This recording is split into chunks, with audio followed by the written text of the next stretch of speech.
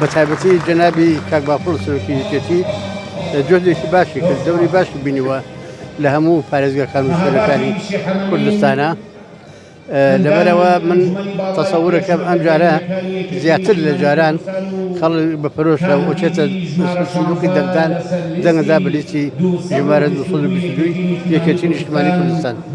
کاک جەمیل ئەم هەڵبژاردنە بۆ یەکێتی جیاوازە لە هەڵبژاردنەکانی تریانە و هەروەکو هاوشێوە هەڵبژاردنەکانی ترە. جیاوازە لەبەرەوەی هەردوو مرجەکانی جیاوازە. ئێستا ئەو ناوچەیە ئیستیقراری نییە بەتایبەتی عێراق چەندی ڕۆژنامەوانی و باس و وتەی لێپرسەوانی جلێزەکان باسی نائارامی وەزی ئەو ناوچەیەکن بەتایبەتی عێراق لە ئایندەیەکی نزیکدا.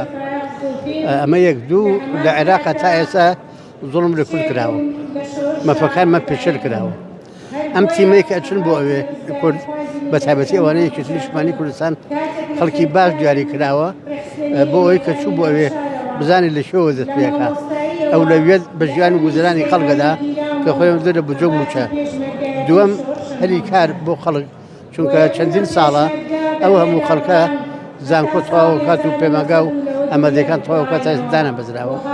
سێهەم ئەنجا ئاوەدانکردنەوەی جیاتی کوردستان چونکە کاتی خۆی کوردستان وێران بووە منفار کراوە 2000 کە درام 5000 دێ و چار وێران کرا یەکسان کراوە لە قاپ لەبەرەوە دەبوایە ئەولویەت بدرایە بە ئێرە بۆ ئاودانکردنەوەی بەڵام بەداخەوە تا ئێستا عێراق نەک هیچی نەکردووە بەجێشی بڕیوە.